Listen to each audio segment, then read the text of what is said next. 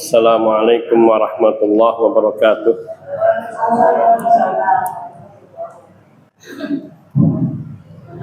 Innal hamdalillah nahmaduhu wa nasta'inuhu wa nastaghfiruh wa na'udzu billahi min shururi anfusina wa sayyiati a'malina. Man yahdihillahu fala mudilla lahu wa man yudlil fala hadiya lahu. Wa asyhadu an la ilaha illallah wahdahu la syarika lahu wa asyhadu anna Muhammadan abduhu wa rasuluh. Shalawatu rabbi wa salamuhu alaihi wa ala ahli baitihi wa ashabihi wa tabi'ina wa tabi'i tabi'ina wa man tabi'ahum bi ihsan ila yaumiddin wa ba'd. Al-akhwatul ummahat, a'azzani Allah wa iyyakunna jami'an wa rahimani wa rahimakum. Kita melanjutkan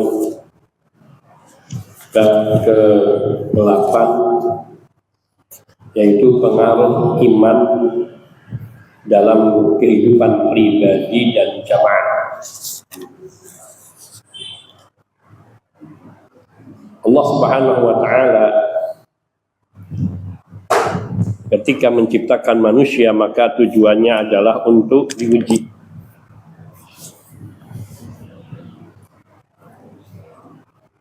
Sebagaimana yang telah Allah Subhanahu wa ta'ala firmankan di dalam surat Al-Insan ayat 2.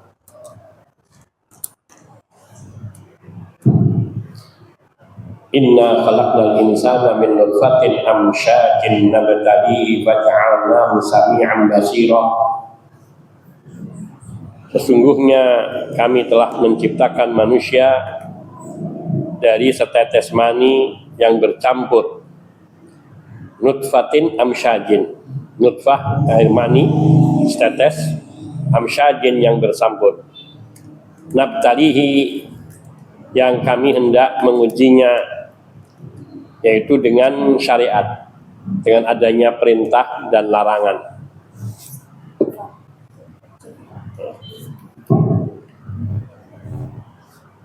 Faja'alnahu sami'an basira, dan Allah Subhanahu wa ta'ala menjadikan manusia dapat mendengar dan melihat. Kami jadikan manusia mendengar dan melihat. Maknanya Allah Subhanahu wa ta'ala telah memberikan bekal yang sempurna, yang memadai, yang diperlukan untuk menghadapi ujian. Dan ini zahirnya demikian, sebagaimana sekolah ketika mengadakan ujian bagi siswanya, maka mereka telah menyampaikan semua materi ujian tersebut dan pelajaran yang akan diujikan. Maka demikian ujian yang akan dihadapi oleh manusia di dalam kehidupan, yaitu untuk beribadah kepada Allah, itu berupa perintah dan larangan. Dan bekal untuk bisa menghadapi ujian ini adalah akal, kemudian pendengaran, kemudian penglihatan, dan juga gerakan-gerakan ada pada tubuh manusia. Dan Allah Subhanahu wa ta'ala juga memberikan pada diri manusia adanya keinginan, kemauan, semangat jasmani maupun rohani. Allah Subhanahu wa ta'ala juga memberikan perangkat rasul-rasul yang diutus oleh Allah Subhanahu wa ta'ala untuk manusia, yang akan menjelaskan jalan yang lurus yang harus dilalui agar dapat mencapai hidup bahagia di dunia dan dapat mengantarkan kepada kenikmatan abadi di akhirat. Para rasul yang diutus oleh Allah Subhanahu wa ta'ala juga memperingatkan manusia dari jalan-jalan yang dapat menghantarkan mereka kepada siksa neraka. Allah Subhanahu wa taala menjelaskan hal tersebut dalam firman-Nya surat Az-Zariyat ayat 56 dan 58 sampai 58. Wa ma khalaqtul jinna wal insa illa liya'buduni. Tidaklah aku ciptakan jin dan manusia kecuali agar manusia hanya beribadah kepadaku, yang kepada Allah Subhanahu wa taala saja. Ini ayat dari firman Allah Subhanahu wa taala yang menegaskan tujuan diciptakannya manusia, jin. Kedua-duanya diciptakan oleh Allah Subhanahu wa taala untuk satu tujuan yang agung dan mulia, yaitu beribadah hanya kepada Allah, yaitu mentauhidkan Allah Subhanahu wa taala. Dan untuk manusia itu benar-benar mencapai tujuannya, maka diberinya oleh Allah perangkat-perangkat tersebut seperti yang kita jelaskan di atas. Allah berfirman, "Ma uridu minhum min rizqin." Sama sekali Allah tidak mengharapkan satu rizki pun dari manusia yang diciptakannya dengan perintah dan larangan tersebut. Yani ketika Allah Subhanahu wa taala menciptakan manusia, kemudian Allah ingin balasan dari manusia dengan memberi makan kepada Allah ataupun memberikan rizki kepada Allah, tidak. Maka Allah katakan, "Ma uridu minhum min rizqin wa ma uridu ayyutimun." Aku tidak menghendaki supaya manusia memberi aku makan ataupun supaya manusia itu memberi aku rezeki.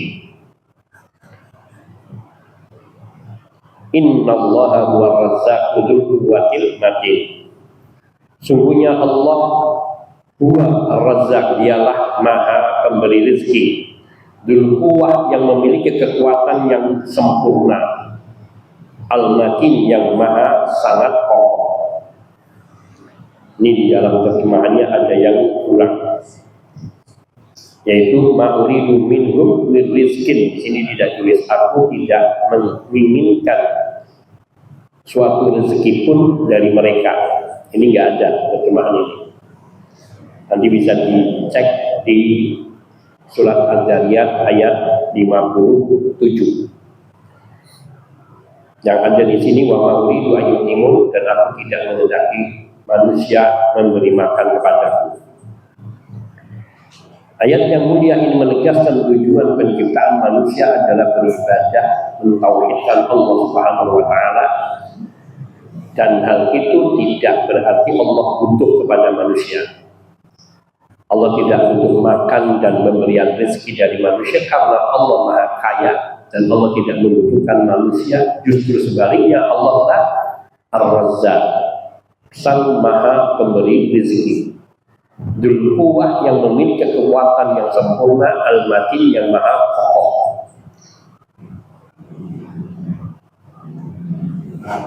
Jadi keluar dari ibadah, kalau manusia itu keluar dari ibadah, berarti keluar dari jalur dan jalan yang lurus yang menjadi tujuan diciptakannya manusia.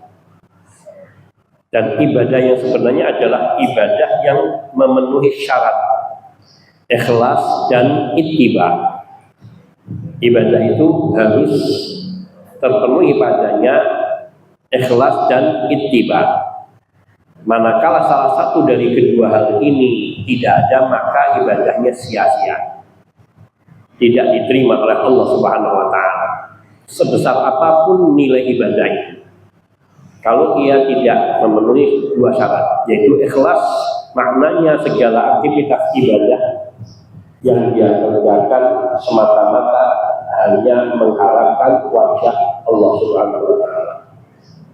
Itu ikhlas, tidak ada pamrih dan tidak menyertakan tujuan-tujuan lain dalam ibadahnya selain untuk Allah Subhanahu wa taala. Lillahi rabbil alamin. Ini syarat yang pertama. Syarat yang kedua adalah ittiba. Ittiba kepada Nabi Sallallahu Alaihi Wasallam, artinya di dalam kita beribadah kepada Allah, apapun jenis ibadahnya haruslah yang sesuai dengan apa yang dituntunkan dan diajarkan serta dicontohkan Rasulullah Sallallahu Alaihi Wasallam di masa hidup beliau. Maka segala bentuk amaliyah ibadah yang tidak pernah dilaksanakan di zaman Nabi Sallallahu Alaihi Wasallam, baik tata caranya atau penempatan waktunya atau alasannya ataupun juga bilangannya, kemudian tempatnya, kemudian jenisnya, kalau tidak sesuai dengan apa yang dituntunkan dan diajarkan oleh Rasulullah SAW, maka berarti tidak mengikuti tuntunan beliau, maka ibadahnya juga tidak diterima meskipun ia mengerjakannya dengan ikhlas. Ia mengerjakannya ikhlas, semisal mengadakan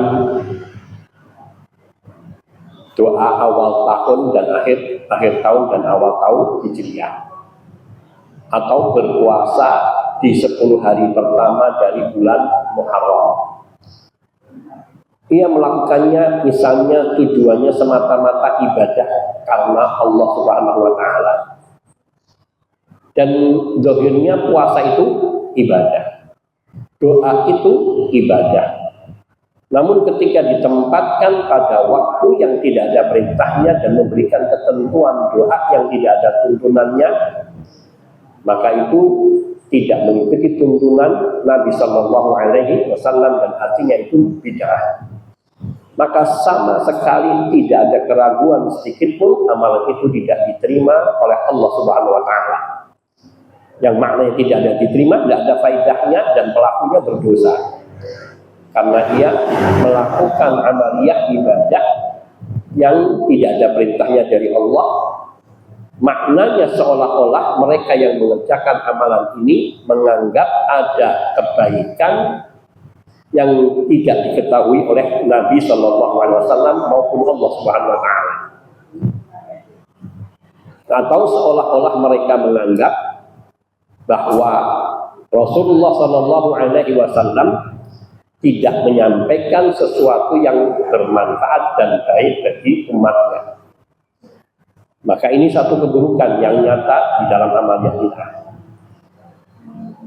Termasuk ibadah puasa itu adalah ibadah.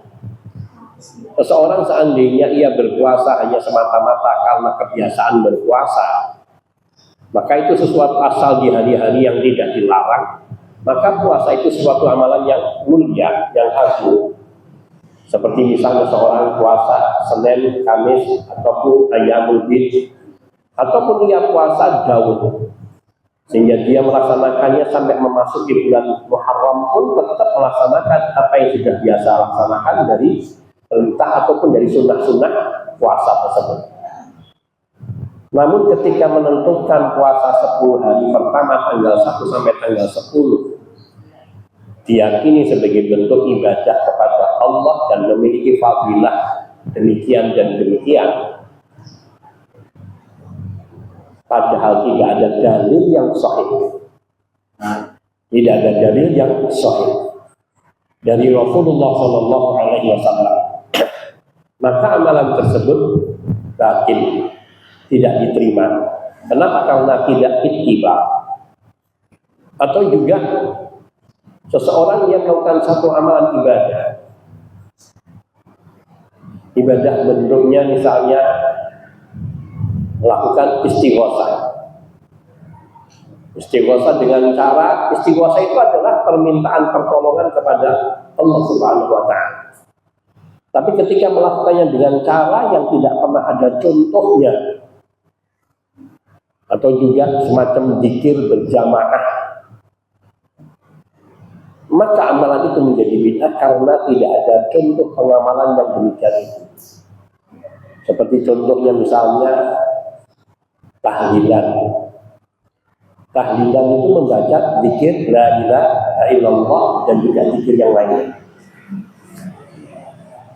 Hakikat dari amalan-amalan zikir itu sebagian besarnya ada di dalam tuntunan Rasulullah Sallallahu Alaihi Wasallam, seperti baca Subhanallah wa bihamdi Subhanallahil azim, atau membaca la ilaha illallah wahdahu la syarikalah lahul mulku wa lahul hamdu wa huwa ala kulli syai'in qadir. Namun ketika merangkai zikir-zikir yang ada di dalam sunnah dengan cara yang tidak pernah dilakukan oleh Nabi Sallallahu Alaihi Wasallam, kemudian untuk keadaan-keadaan yang tidak ada petunjuk tuntunannya dari Nabi Sallallahu Alaihi Wasallam, dan dengan cara-cara seperti yang mereka dipimpin oleh seseorang yang kemudian lainnya mengikuti, yang hal ini juga tidak ada tuntunannya dari Nabi Sallallahu Alaihi Wasallam, maka amalan itu juga bid'ah dan tidak diberi pahala sama sekali, tidak diterima sama sekali, karena itu yang dinegaskan oleh Nabi Sallallahu Alaihi Wasallam, karena tidak masuk ke dalam makna ittiba. Yani ittiba itu mengikuti apa yang dituntunkan oleh Rasul Sallallahu Alaihi Wasallam. Ini dua syarat mutlak. Amal perbuatan ibadah itu diterima oleh Allah atau tidak, yaitu harus terpenuhi dua syaratnya: ikhlas karena Allah Subhanahu wa Ta'ala dan sesuai dengan petunjuk dan tuntunan Rasulullah Sallallahu Alaihi Wasallam. Maka manakala suatu ibadah dilakukan sesuai tuntunan Nabi Sallallahu Alaihi Wasallam, persis apa yang diajarkan oleh Nabi, semisal menghatamkan Quran ataupun menyembelih hewan kurban, namun dia tidak diperuntukkan khusus bagi Allah Subhanahu wa Ta'ala, yaitu tidak ada keikhlasannya, maka amalan itu juga tidak diterima oleh Allah Subhanahu wa Ta'ala. Sebagaimana juga kalau amalan itu ikhlas tapi tidak sesuai dengan tuntunan Nabi Sallallahu Alaihi Wasallam, maka amalannya juga tidak akan diterima oleh Allah Subhanahu wa Ta'ala. Dan kita harus meyakini yang demikian ini karena itu yang difirmankan oleh Allah Subhanahu wa Ta'ala, dan juga apa yang disabdakan oleh Nabi Sallallahu Alaihi Wasallam dalam banyak dalil. Contohnya dari Al-Quran, Allah Subhanahu wa Ta'ala berfirman, wa ma umiru illa liya'budullaha mukhlishina lahuddin. Tidaklah mereka, yakni manusia, diperintahkan oleh Allah Subhanahu wa Ta'ala kecuali selain hanya untuk menyembah Allah Subhanahu wa Ta'ala dengan memurnikan ketundukan dan ketaatan kepadanya saja, yaitu mukhlishina lahuddin. Ini ikhlas. Dalil ikhlas, dan banyak lagi dalil-dalil yang memerintahkan kita untuk beribadah dengan ikhlas. Sedangkan dalil amalahnya itu harus mengikuti tuntunan Nabi Sallallahu Alaihi Wasallam, karena Allah Subhanahu wa Ta'ala berfirman, wa ma atakumur rasulu fakhuduhu wa ma nahakum anhu fantahu. Wa ma atakumur rasul, apa saja yang dibawa oleh Rasul Sallallahu Alaihi Wasallam, diberikan Rasulullah Sallallahu Alaihi Wasallam kepada kalian berupa perintah maupun larangan, anjuran, maka fakhuduhu, maka amalkanlah, ambillah, yaitu untuk diamalkan, untuk diikuti sesuai dengan perintah dan tata laksananya. Wa manahakum anhu fantahu, dan segala hal yang dilarang oleh Nabi Sallallahu Alaihi Wasallam maka jauhilah. Maka inilah ittiba, dalil dari ittiba. Di samping ada ayat-ayat lain yang menyebutkan fattabi'uhu, dan ikutilah atau maka ikutilah Nabi Sallallahu Alaihi Wasallam.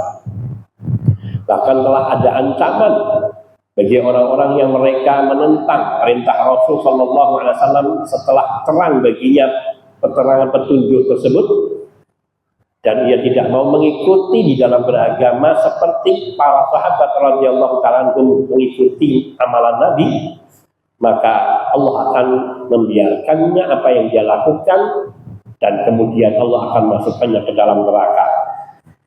Allah Subhanahu wa Ta'ala berfirman, "Man yushaqiqir rasula min ba'di ma tabayyana lahul huda wa yattabi' ghayra sabilil mu'minin nuwallihi ma tawalla wa nuslihi jahannam wa sa'at masira."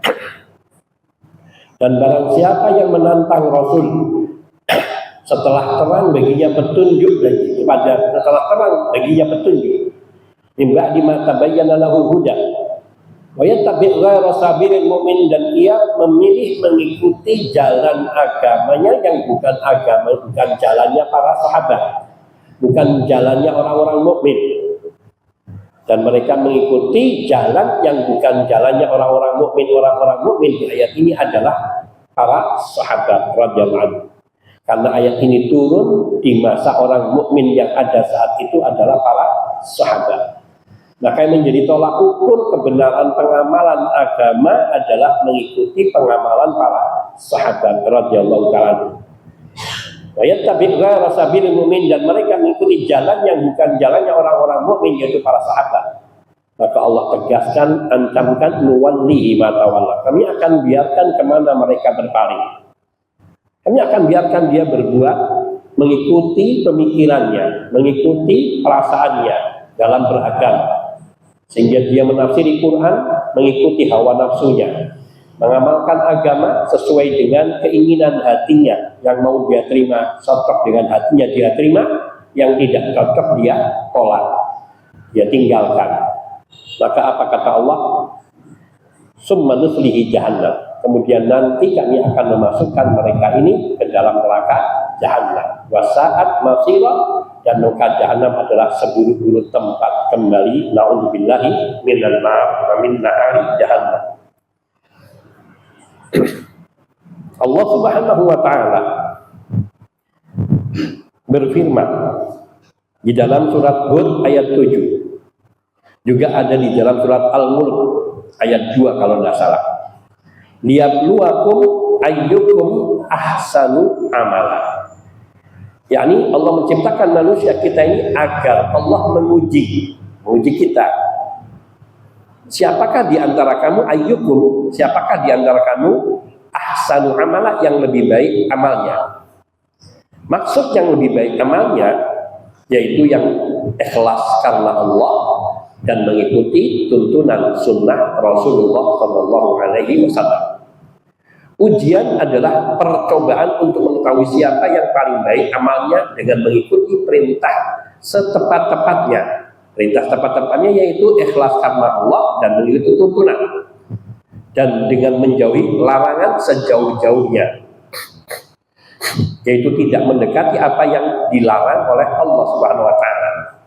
Sebagaimana telah kita sebutkan, bagaimana ketika Allah memerintahkan Nabi Adam untuk tinggal di surga dan memakan buah-buahan sesukanya, tapi kemudian Allah memberikan satu larangan kepada Nabi Adam dan istrinya Siti Hawa alaihi wassalam untuk tidak mendekati satu pohon. Padahal semua yang di surga hakikatnya halal. Yang di surga tidak ada sesuatu yang terlarang. Akan tapi Allah Subhanahu wa Ta'ala hendak menguji Nabiullah Adam alaihi salatu wassalam dan istrinya Siti Hawa, yang kemudian Allah Subhanahu wa Ta'ala mengatakan wala taqrabu hadhihi syajarata fatakuna minadh dhalimin. Allah memberikan larangan dan ancaman apabila melanggarnya. Janganlah kalian berdua mendekati pohon ini. Kalau kalian mendekatinya, yaitu memakan buahnya, maka kalian berdua akan termasuk ke dalam golongan orang-orang yang merugi, orang-orang yang zalim. Fatakuna minadh dhalimin. Yang ini mengisyaratkan bahwa apa yang Allah larang adalah sebagai ujian, sebagaimana apa yang Allah perintahkan itu adalah juga sebagai ujian. Agar apa? Liyabluwakum ayyukum ahsanu amalan, agar Allah nanti tahu siapa yang amalannya benar-benar yang paling baik. Berdasarkan uraian ini maka beriman kepada semua rukun iman adalah merupakan satu kesatuan yang tak terpisahkan. Maknanya tidak boleh kita itu mengambil sebagian rukun iman dan meninggalkan sebagian yang lain. Saya mau mengimani rukun iman yang pertama saja, sudah cukup. Tidak bisa. Atau saya mau mengimani semua rukun iman kecuali iman yang keenam, takdir, yaitu beriman kepada adanya takdir. Tidak. Maka ia tidak sah imannya dan artinya dia tetap dalam kekafiran. Dan bahkan misalnya, saya mau mengimani semua rukun iman yang 6, tapi di dalam Al-Quran itu ada hal-hal yang memberatkan. yang saya tidak suka, sebagian ayat ini saja yang saya tolak, atau bahkan satu ayat saja yang saya tolak, maka berarti dia tidak beriman kepada seluruh rukun iman. Sebagaimana ini yang telah lalu kita dapati di jilid pertama terdahulu. Maka konsekuensi beriman kepada Allah adalah beriman kepada seluruh rukun iman tanpa memilah-milah. Sebagaimana juga Allah melarang kita untuk membeda-bedakan para rasul dan para nabi yang diutus oleh Allah Subhanahu wa taala. Yaitu seperti misalnya hanya mengimani sebagian rasul, kalau kita berimannya kepada rasul-rasul Allah, kecuali Yesus kita nggak beriman, maka kita kafir. Maka berarti kita tidak beriman kepada rukun iman yang keempat, yaitu al-imanu bir rusul. Dan itu yang dilakukan oleh kaum Yahudi maupun Nasrani. Mereka tidak mau beriman terhadap Nabi kita Muhammad Sallallahu Alaihi Wasallam. Ketika Nabi diutus kepada mereka, yaitu kepada seluruh umat manusia, mereka tidak mau beriman kepada Nabi Sallallahu Alaihi Wasallam, apapun alasannya. Karena yang mengutus Rasulullah Sallallahu Alaihi Wasallam adalah juga yang mengutus Nabi Musa dan Nabi Isa Alaihi Wasallam. Maka kewajiban mengimani semua Rasul itu mutlak dan tidak bisa ditawar-tawar. Maka orang yang hanya beriman kepada sebagian Rasul atau semua Rasul tapi mengecualikan satu Rasul, maka tidak diterima imannya. Karena seorang mukmin itu menyatakan la nufarriqu baina ahadim minhum. Kami tidak membeda-bedakan satupun di antara para rasul dan utusan Allah itu. Maknanya semuanya kami iman. Demikian pula kitab-kitab suci. Kita meyakini, mengimani bahwa semua kitab suci adalah kitab yang diturunkan Allah kepada para rasul dan nabi yang Allah turunkan kitab-kitab tersebut kepada mereka masing-masing sesuai dengan kebutuhan umatnya. Allah menurunkan kitab Taurat kepada Bani Israel, kepada Nabi Musa. Yang isi kandungan kitab Taurat itulah petunjuk dan cahaya bagi mereka yang mereka butuhkan di masa ini. Sebagaimana Allah turunkan kitab Injil kepada Nabi Isa alaihissalatu wassalam, yang isi kandungannya juga yang sesuai dengan yang mereka butuhkan. Dan semua turunan dan ajaran kitab-kitab suci yang Allah turunkan kepada para nabi dan para rasul, Allah sempurnakan dengan diturunkannya Al-Quran. Sehingga setelah diturunkannya Al-Quran tidak lagi yakni berlaku hukum-hukum syariat yang ada di dalam kitab-kitab suci terdahulu, baik Taurat, Zabur maupun Injil, maupun suhuf Ibrahim dan suhuf Musa, maupun kitab-kitab suci yang lainnya yang Allah turunkan kepada para nabi. Karena semua ajarannya telah Allah sempurnakan dengan Al-Quran Al-Karim. Dan maknanya kita tetap mengimani bahwa kitab suci yang dulu diturunkan Allah kepada Nabi Musa adalah Taurat, dan yang diturunkan kepada Nabi Daud adalah Az-Zabur, dan yang diturunkan kepada Nabi Isa adalah Al-Injil. Kita mengimani dan kita yakin kebenaran semua isi kitab tersebut tanpa ada keraguan sedikit pun. Dan kita mencintai kitab-kitab suci itu sebagaimana kita mencintai Al-Quran dan sebagaimana kita mengimani Al-Quran. Akan tapi Allah Subhanahu wa taala telah memberikan ketetapan bagi kita untuk hanya beramal dengan Al-Quran. Terlebih lagi di masa Nabi Sallallahu Alaihi Wasallam diutus, kitab suci Taurat dan Injil serta Zabur telah mengalami banyak perubahan, penggantian dan penyelewengan. Sampai-sampai mereka yaktubuna al-kitaba bi'aidihim tsumma yaquluna hadza min indillah.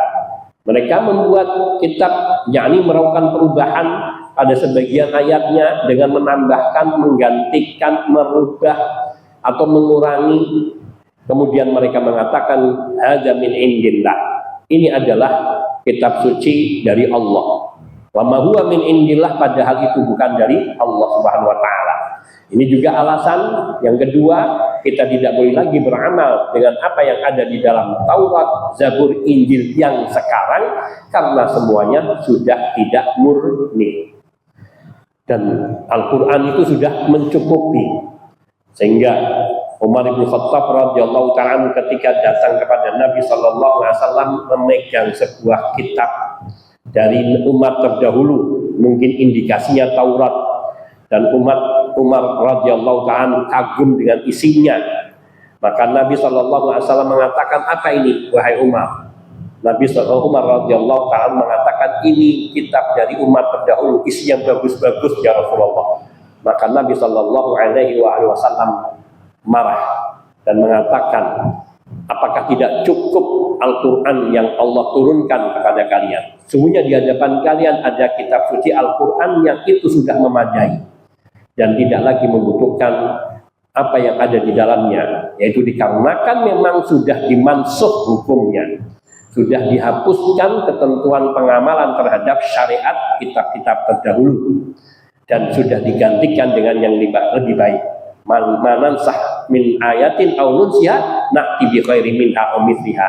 Tidaklah kami menghapuskan satu ayat, yaitu dari ayat-ayat Allah, baik kitab suci yang terdahulu dengan kitab suci yang sekarang, melainkan ataupun kami menggantikannya, manansah min ayatin aw nunsiha na'ti bi khairin minha, atau kami menghapuskannya, maka kami pasti akan mendatangkan dengan yang lebih baik atau yang serupa, sebanding. Bukan sama, tapi sebanding, yaitu sesuai dengan kebutuhan di masa masing-masing. Ini juga merupakan kewajiban mengimani rukun iman dengan satuan yang tak terpisahkan, yang satunya terkait dengan sebagian yang lain dan tidak boleh dipilah-pilah. Orang beriman kepada Al-Quran harus beriman kepada yang menyampaikan Al-Quran, yaitu malaikat Jibril.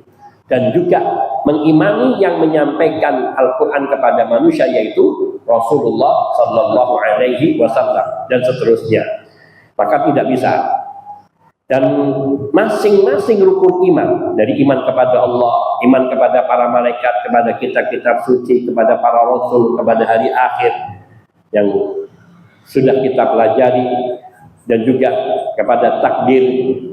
Semua rukun iman yang 6 ini masing-masingnya memiliki pengaruh yang besar bagi rukun iman yang lain. Jadi masing-masing rukun iman memiliki keterkaitan dan pengaruh yang besar bagi rukun iman yang lainnya. Jadi tidak bisa dipisahkan. Maka di dalam mengaplikasikan, menerapkan keimanan kita, yaitu harus menyatukan semua rukun iman tersebut dan tidak dipilah-pilah.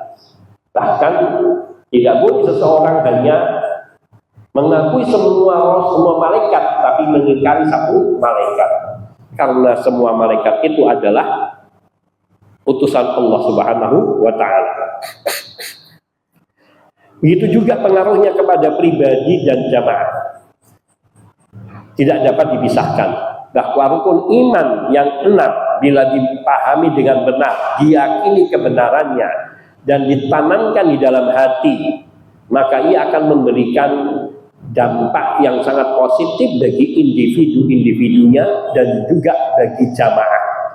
Yaitu ketika satu masyarakat mereka benar-benar beriman dengan iman yang benar terhadap rukun iman yang 6, sebagaimana yang telah lalu kita lewati, maka yakinlah masyarakat tersebut akan menjadi masyarakat yang saleh, mujtama'un muslimun salihun, yaitu satu masyarakat yang muslim, yang berserah diri kepada Allah, mentauhidkan Allah, yang saleh, yaitu seperti masyarakat generasi para sahabat radhiyallahu ta'ala anhum, yang tidak ada kebatilan di tengah mereka dalam hal akidah. Jadi semua sahabat Rasul Sallallahu Alaihi Wasallam mereka mentauhidkan Allah Subhanahu Wa Taala dan tidak mempersekutukan Allah dengan sesuatu pun.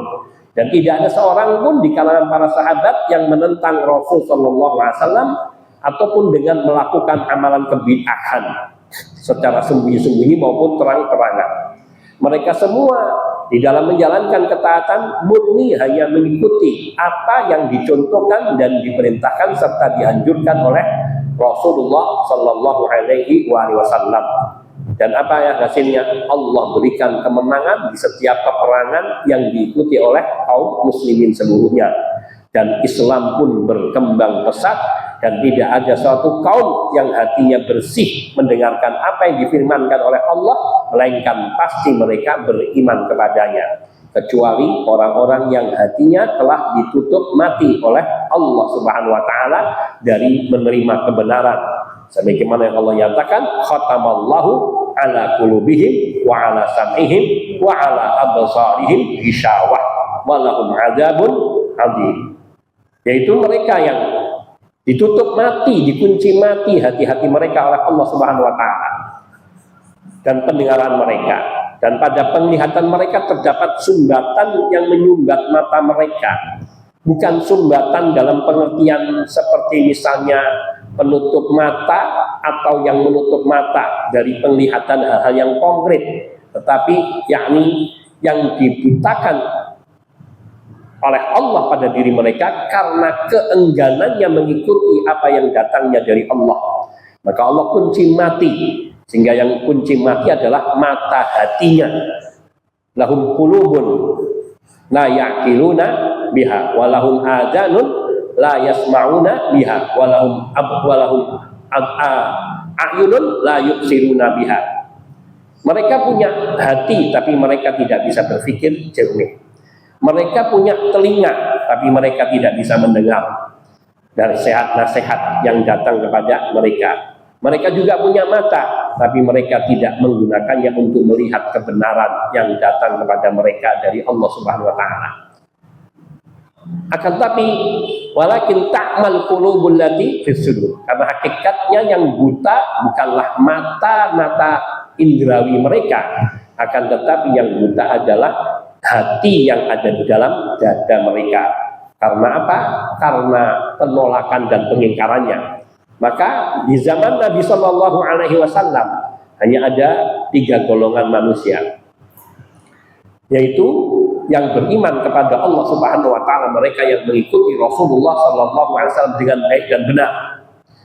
Yang kedua yaitu orang munafikun, yang mereka mengaku diri mereka muslim, tetapi sejatinya mereka bukan muslim, yaitu orang-orang munafik yang hati mereka menyembunyikan kebencian terhadap syariat Nabi Shallallahu Alaihi Wasallam dan kebencian kepada sebagian sahabat-sahabat Rasul Shallallahu Alaihi Wasallam, bahkan kebencian kepada diri Nabi Shallallahu Alaihi Wasallam.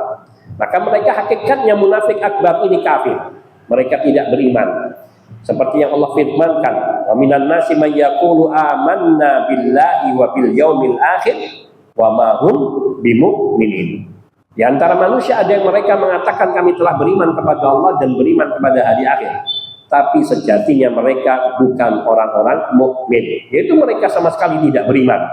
Allah nafikan keimanan itu dari hati mereka secara mutlak karena mereka mengingkari sebagian dari ajaran Rasulullah Sallallahu Alaihi Wasallam. Dan yang ketiga golongan kafirun, orang-orang kafir dari golongan orang-orang kafir musyrikin dan juga golongan orang-orang kafir dari ahlul kitab. Lam yakunil ladina kafaru min ahlil kitabi wal musyrikin. Bahwa orang-orang kafir itu terdiri dari ahlul kitab, yaitu mereka yang beragama Nasrani dan Yahudi, yang mereka menolak kedatangan atau menolak kenabian dan kerasulan Nabi Sallallahu Alaihi Wasallam. Dan juga kaum musyrikin yang mereka dengan terang-terangan dari awal mengingkari dan menolak dakwahnya Rasulullah Sallallahu Alaihi Wasallam. Maka hakikatnya ketika suatu masyarakat seperti di zaman Nabi Shallallahu Alaihi Wasallam itu dilakukan oleh suatu masyarakat di zaman ini, maka pastilah mereka akan memperoleh barokah kehidupan. Mereka akan diberikan baldah thayyibah, negeri yang indah, sentosa. Rabbun Ghafur, yang Tuhannya selalu mengampuni dosa-dosa kecil mereka. Baldatun thayyibatun wa Rabbun Ghafur. negeri yang sentosa, dan Tuhan yang pemaaf, yang senantiasa mengampuni dosa-dosa mereka. Sebagaimana janji Allah Subhanahu wa taala akan melimpahkan keberkahan sekiranya suatu negeri itu mereka beriman dan bertakwa kepada Allah Subhanahu wa taala. Walau anna ahlal qura amanu wattaqau la fatahna alaihim barakatim minas sama. Sekiranya penduduk negeri itu mereka mau beriman kepada Allah Subhanahu wa taala dan kepada rukun iman yang 6 seluruhnya, wattaqau, dan bertakwa, yakni dengan menjalankan perintah-perintah Allah berdasarkan tuntunan dan petunjuk, dan menjauhi larangan-larangan Allah Subhanahu wa taala mengikuti tuntunan dan petunjuk, la fatahna alaihim barakatim minas sama, niscaya kami akan bukakan bagi mereka pintu-pintu keberkahan yang diturunkan oleh Allah dari langit dan juga dari bumi. Akan tetapi mereka durhaka, maka Allah timpakan umat-umat terdahulu dengan kebinasaan, yaitu dengan didatangkannya bencana dan azab, sehingga mereka dibinasakan oleh Allah. Bahkan setiap umat dari suatu nabi mengingkari Allah Subhanahu wa taala dan Rasulnya, maka Allah habiskan dan tidak sisakan. Seperti pada kaumnya Nabi Nuh alaihi salatu wassalam, kepada kaumnya Hud, kepada kaumnya Samud, kepada kaumnya Nabi Saleh, kemudian kepada kaumnya Nabi Lut, dan juga kepada Nabi Syu'aib, yang Allah tidak sisakan umat-umat tersebut yang durhaka kepada Allah dan mendustakan Rasulnya Sallallahu Alaihi Wasallam serta ayat-ayat Allah di muka bumi ini, dan hanya orang-orang yang beriman yang diselamatkan oleh Allah Subhanahu wa taala. Maka selain rukun iman itu bila diyakini dengan baik dan benar, itu akan memberikan dampak yang baik pada suatu komunitas, baik komunitas itu kecil maupun komunitas itu besar. Kita telah berikan contoh dari bangsa ini, di negeri-negeri ini, di zaman ini, yaitu bangsa-bangsa yang beriman kepada Allah dengan baik dan benar, Allah limpahkan keberkahan kehidupan bagi mereka. Dan negeri-negeri yang mereka mengingkari sebagian kaumnya kepada Allah Subhanahu wa taala dan tidak mentauhidkan Allah Subhanahu wa taala dengan keimanan yang benar, maka Allah banyak timpakan ujian, cobaan, petaka dan musibah yang tidak ada habis-habisnya dari segala sisinya. Mungkin dohirnya kekayaannya berlimpah, akan tetapi sejatinya ketentraman, ketenangan penduduknya jauh dari yang mereka rasakan, yakni hakikatnya mereka tidak mendapatkan kebaikan itu. Demikian pula pada individu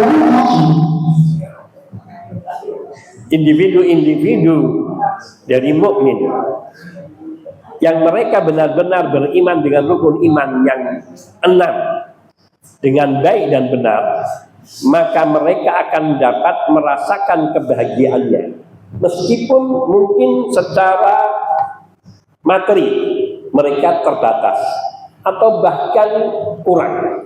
Akan tapi ketika mereka diberi kekuatan iman, keyakinan dan pengamalan iman tersebut dalam bentuk menjalankan perintah-perintah Allah Subhanahu wa taala maupun dari sunnah-sunnah Nabi sallallahu alaihi wasallam, larangan-larangan Allah Subhanahu wa taala dan Rasulnya, maka seorang yang beriman dengan iman yang benar ini selalu akan merasakan kebahagiaan di dalam beriman kepada Allah Subhanahu wa taala, dan dia akan mendapatkan kebaikan yang lebih dari apa yang tidak mereka dapatkan di dunia yang diperoleh oleh orang-orang yang telah dilimpahkan kekayaan dan hartanya. Sungguhnya hakikat kebahagiaan sebagaimana dikatakan oleh Nabi Sallallahu Alaihi Wasallam, yaitu terletak pada ketakwaan hamba, yang letak ketakwaan itu ada di dalam hati. Sebagaimana sabda Nabi Sallallahu Alaihi Wasallam, at-taqwa hahuna, at-taqwa hahuna. Nabi Sallallahu Alaihi Wasallam menunjuk dadanya ke dalam dadanya menunjukkan letak jantung yang situ bertempat bersemayamnya takwa kepada Allah Subhanahu wa taala. Baik. Ini pengaruh keimanan itu pada diri individu dan juga jamaah dan juga masyarakat. Baik itu masyarakat besar ataupun kecil. Maknanya bahwa syariat Allah Subhanahu wa taala yang diturunkan oleh Allah Subhanahu wa taala melalui nabi kita sallallahu alaihi wasallam, yaitu dengan kesempurnaan pada semua firman-firman Allah yang dikatakan oleh Nabi ahsanul hadis, asdaqul kalam, ahsanul kalam, yaitu kitabullah, sebaik-baik perkataan, sesempurna-sempurna ucapan dan sebaik-baik petunjuk adalah Al-Quran kitabullah azza wa jalla. Dan petunjuk yang terbaik setelah Al-Quran itu adalah tuntunan sunnah Rasul Sallallahu Alaihi Wasallam. Dan tidak ada sesuatu yang lebih buruk. Wa syarrul umur, yakni yang paling buruk dari segala urusan adalah perkara-perkara yang diada-adakan dalam urusan agama, yaitu amaliyah-amaliyah agama yang tidak didasarkan adanya perintah dan tuntunan dari kitabullah maupun dari sunnah Nabi Sallallahu Alaihi Wasallam, yaitu bid'ah. Sehingga Nabi mengatakan wa syarrul umuri muhdatsatuha wa kullu muhdatsatin bid'ah. Segala perkara di dalam agama ini yang dibuat-buat, yang tidak ada contoh dan tidak ada dasar, tidak ada perintahnya dari Nabi Sallallahu Alaihi Wasallam, maka itu adalah bid'ah. Wa kullu bid'atin dhalalah. Dan semua amaliyah bid'ah itu adalah sesat semuanya. Tidak ada yang benar, semuanya batil, menyimpang. Wa kullu dhalalatin finnar. Dan setiap kesesatan itu ancamannya adalah neraka. Dan apa yang disampaikan oleh Nabi Sallallahu Alaihi Wasallam ini berulang kali beliau ulangkan di dalam yakni khutbah-khutbah Jumat beliau sangat sering, sehingga hal itu melekat ke dalam hati para sahabat radhiyallahu taala anhum. Mereka tinggal di kota Madinah bersama Nabi Sallallahu Alaihi Wasallam sejak disyariatkan salat Jumat di hari Jumat dan mendengarkan khutbah Rasul Sallallahu Alaihi Wasallam yang hampir selalu Nabi Sallallahu Alaihi Wasallam menyampaikan di dalam khutbah pembukaannya, yaitu fa inna ahsanal hadis atau fa inna ahsanal kalam fa inna asdaqal hadis kitabullah wa khairal hadi Muhammadin sallallahu alaihi wasallam wa syarrul umuri muhdatsatuha wa kullu muhdatsatin bid'ah wa kullu bid'atin dhalalah wa kullu dhalalatin finnar. Sehingga ucapan Nabi sallallahu alaihi wasallam ini sangat melekat di kalangan para sahabat radhiyallahu taala. Dan itu yang mereka terapkan di dalam kehidupan mereka. Mereka sama sekali tidak berani melakukan amalan yang tidak ada contohnya dari Allah, mau dari Rasulullah Sallallahu Alaihi Wasallam. Dan ini yang zahir. Dan demikian itu terus diajarkan oleh para sahabat kepada generasi berikutnya dari para tabi'in. Tentunya yaitu tabi'in yang mereka mengikuti tuntunan dan ajaran para sahabat radhiyallahu ta'ala anhum. Mengikuti tuntunan ajaran Rasulullah Sallallahu Alaihi Wasallam melalui pengajaran para sahabat radhiyallahu ta'ala. Apakah di zaman para tabiin tidak ada orang-orang yang muslim yang jelek? Banyak, tetapi masih lebih banyak mereka yang taat kepada Allah Subhanahu Wa Taala dan Rasulnya, yang mengikuti tuntunan sunnah Nabi-Nya Sallallahu Alaihi Wasallam. Oleh karena itu Nabi menganggap generasi terbaik dari umat ini yaitu generasi para sahabat yang mereka berada di bawah didikan Rasulullah Sallallahu Alaihi Wasallam. Kemudian generasi berikutnya yaitu generasi tabiin, yaitu setelah wafatnya Nabi Sallallahu Alaihi Wasallam, para sahabatlah yang melanjutkan dakwah tauhid dan sunnah itu ke tengah manusia. Dan saat itu yang mengikuti ajaran Rasulullah Sallallahu Alaihi Wasallam ini masih mayoritas, hanya segelintir orang, terutama di kota Madinah itu hampir tidak ada yang menyimpang di zamannya para sahabat maupun tabiin. Dan juga di generasi ketiga, di generasi tabiut tabiin, munculnya penyimpangan beragama mulai dari Basrah, mulai dari Syam, kemudian dari daerah Irak, yang kemudian Yaman, mulai merambat ke berbagai negeri. Tapi di dalam kota Madinah terutama dan juga di kota Makkah masih sangat jarang, karena para sahabat radhiyallahu ta'ala anhum di dua kota ini masih banyak sekali. Tapi apa yang sudah ditakdirkan oleh Allah dengan ilmunya, dan apa yang sudah termaktub di Lauh Mahfuz berdasarkan ilmu Allah Subhanahu wa taala, bahwa manusia pada akhirnya dari sedikit demi sedikit mulai akan meninggalkan dan menyimpang dari tuntunan ajaran Rasulullah Sallallahu Alaihi Wasallam, sehingga Islam yang awalnya asing kemudian menjadi sesuatu yang mayoritas, kembali akan menjadi terasing. Itulah kondisi umat, apalagi di zaman kita. Dan Nabi Sallallahu Alaihi Wasallam sudah menyatakan dalam sabdanya yang sahih, la ya'ti zamanun illa walladhi ba'dahu syarrum min qablu. Tidak akan datang suatu masa melainkan yang sesudahnya lebih jelek daripada yang sebelumnya.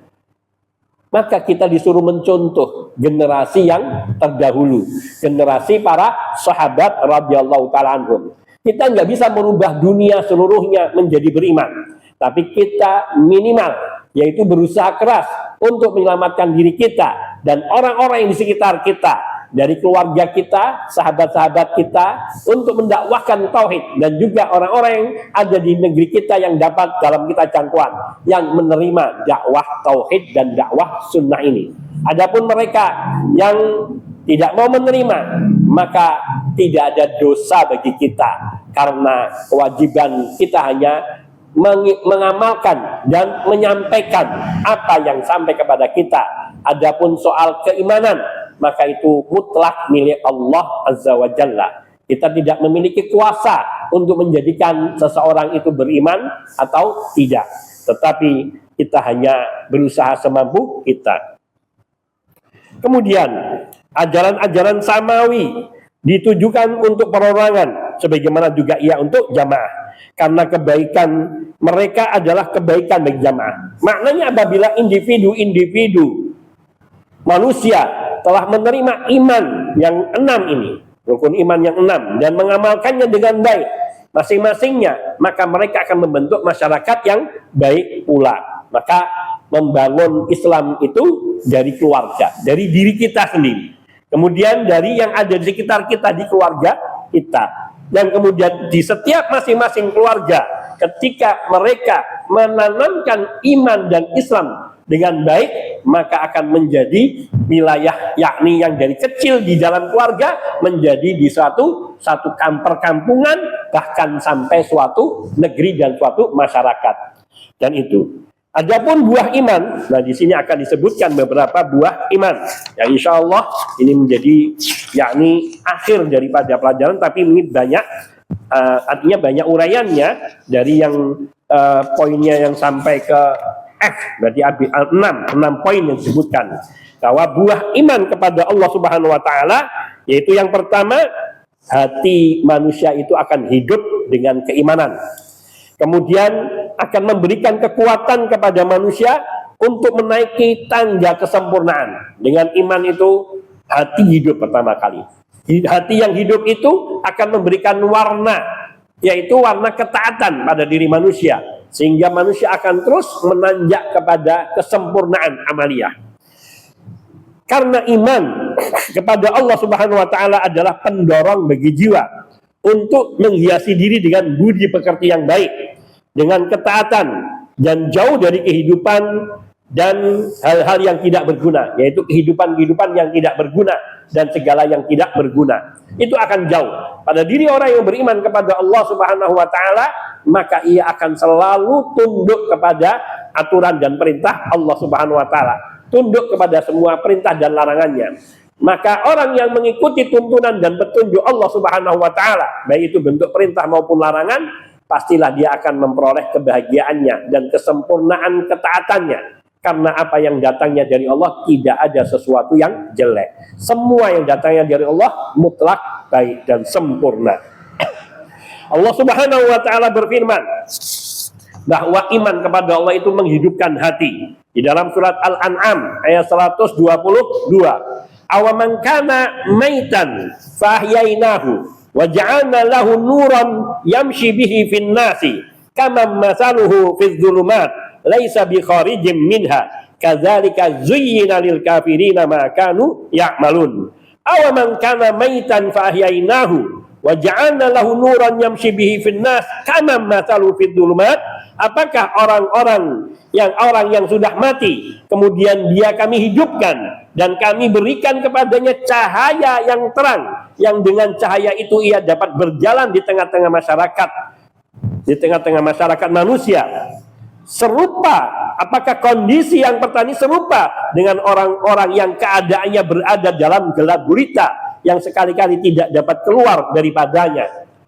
Allah Subhanahu wa taala membuat perumpamaan yang sangat terang dan nyata. Orang yang Allah hidupkan hatinya dengan keimanan, maka dia akan memiliki cahaya penerang di dalam hatinya yang akan menuntunnya kepada jalan yang lurus, kepada jalan yang diridhai oleh Allah Subhanahu wa taala. Dan orang yang dihidupkan hatinya sehingga dia memiliki penerangan hati dan bisa berjalan di tengah manusia dalam segala kondisi, tentu tidak akan sama dengan kondisi orang yang berada di dalam kegelapan, yang dia tidak mengetahui kebenaran dan kebaikan, sehingga ia akan terjatuh ke dalam kesesatan dan penyimpangan serta kebatilan. Maka di sini tidak akan dapat, sampai dikatakan oleh Allah Subhanahu wa taala dengan orang yang keadaannya berada dalam gelap gulita yang sekali-kali tidak dapat keluar daripadanya, yakni laisa bi kharijin minha, yang tidak bisa keluar dari kegelapan, yaitu orang yang berada di dalam kekafiran, yang berada di dalam pengingkaran terhadap apa yang datangnya dari Allah Subhanahu wa taala. Maka mereka ini tidak dapat memilih mana yang baik dan benar. Kadzalika zuyyina lil kafirina ma kanu ya'malun. Demikian itulah kami jadikan orang kafir itu memandang baik apa yang telah mereka kerjakan. Orang-orang kafir karena kegelapan hatinya, yakni jauhnya dari keimanannya kepada Allah dan rukun iman yang 6 lainnya, maka dia tidak tahu kebatilan-kebatilan yang dia kerjakan. Demikian pula orang-orang yang mereka meninggalkan petunjuk Quran dan Sunnah. Ia merasa berada di dalam kebenaran dan tidak menyadari kesesatan-kesesatan yang dilakukannya, karena cahaya iman itu sudah padam di dalam hati mereka. Wal'iyadu billah. Yang kedua, buah iman, yaitu sungguhnya iman itu adalah sumber ketenangan dan kedamaian bagi setiap orang. Iman kepada Allah dan iman kepada rukun iman yang 6, ini semua adalah sumber ketenangan dan kedamaian bagi setiap orang. Maknanya kalau seseorang itu beriman kepada Allah dan rukun iman yang 6, maka dia pasti akan tentram hatinya, tenang dan damai di dalam kehidupannya, tidak kekurangan sesuatu apapun. Ia adalah sumber kenyamanan dan kebahagiaan bagi masyarakat. Demikian pula apabila satu masyarakat, yakni mereka terbimbingkan dengan keimanan yang ada pada mereka, yaitu beriman kepada Allah, beriman kepada Rasul-Rasul Allah, kepada kitab-kitab sucinya, kepada para malaikat, kepada yaumul akhir, kepada takdir, yaitu rukun iman yang 6, maka mereka akan memperoleh kenyamanan di negerinya dan akan memperoleh kebahagiaan. Itu iman. Bahkan lebih dari itu, karena keimanan itu akan mengukuhkan ikatan masyarakat. Innamal mu'minuna ikhwatun. Sungguhnya orang-orang mukmin itu mereka bersaudara, sehingga tidak ada batasan, dalam artian batasan hubungan antara seorang mukmin satu dengan lainnya, yaitu yang tidak merasa nyaman berhubungan. Orang mukmin yang sejati, dia hanya akan merasakan ketenangan, ketentraman, kenyamanan ketika dia bersama dengan orang mukmin yang benar juga. Coba kalau kita duduk di tengah orang-orang kafir, pasti dia tidak nyaman. Ia merasa segalanya salah tingkah. Mau bicara pun tidak ada yang bisa dibicarakan. Apalagi berada di negeri mereka, negeri-negeri orang kafir. Tapi beda ketika kita duduk dengan seorang yang sesama iman. Maka seperti orang-orang yang menunaikan ibadah umroh atau haji, meskipun beda negeri, meskipun beda bangsa, tapi mereka kadang saling menawarkan makanan dan minuman. Bahkan mereka saling berkomunikasi meskipun dengan bahasa isyarat. Mereka seolah-olah adalah dua saudara yang baru dipertemukan, yang sungguhnya mereka dari satu keluarga, seolah-olah seperti itu. Karena orang-orang mukmin itu hakikatnya, sejatinya mereka itu bersaudara. Karena keimanan itu juga menguatkan tali kekeluargaan dan membersihkan segala perasaan-perasaan yang tidak baik. Keimanan itu juga lah yang menjadikan masyarakat itu menggapai kemuliaan di sisi Allah Subhanahu wa taala. Mujtama, yaitu masyarakat yang muslim, yang beriman kepada Allah Subhanahu wa taala. Fadilah nikmat ini adalah ridho Allah Subhanahu wa taala dalam segala hal kepada hamba-hambanya yang mereka beriman. Dalam kondisi lapang maupun sempit, mudah atau sulit, manis atau pahit, mereka akan senantiasa merasakan kebahagiaan karena beriman kepada qada Allah dan beriman kepada hikmah dari setiap apa yang Allah berikan kepada mereka. Ini Allah nyatakan di dalam firman-Nya, surat Al-Baqarah ayat 216. Allah tabaraka wa taala berfirman, wa asa an takrahu syai'an wa huwa khairul lakum. Orang mukmin akan mempercayai ayat ini. Boleh jadi kalian membenci sesuatu padahal sesuatu itu baik bagi kalian. Kita seringkali tidak senang dengan apa yang ditetapkan Allah untuk kita, ditakdirkan Allah untuk kita. Tapi baru kemudian kita menyadari, alhamdulillah, dengan adanya hal ini saya menjadi baik, saya begini dan seterusnya. Wa asa an takrahu syai'an wa huwa khairul lakum. Wa asa an tuhibbu syai'an wa huwa syarrul lakum. Dan boleh jadi kamu menyukai sesuatu tapi sesungguhnya itu jelek buatmu. Kadang kita menginginkan hal-hal yang tidak pernah tercapai. Yang kita inginkan tidak pernah tercapai, tapi baru kemudian kita menyadari apa yang tidak kita dapatkan itu lebih baik daripada kita mendapatkannya.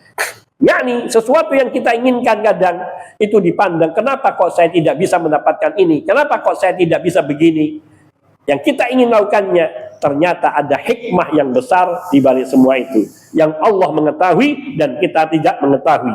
Sehingga Allah mengatakan, wallahu ya'lamu wa antum la ta'lamun. Allah yang tahu apa yang maslahat bagi hambanya, apa yang baik bagi hambanya, sementara kita hanya mengetahui yang dohirnya, sehingga kita tidak mengetahui hakikat dari setiap hikmah dari apa yang Allah takdirkan bagi hamba-hambanya.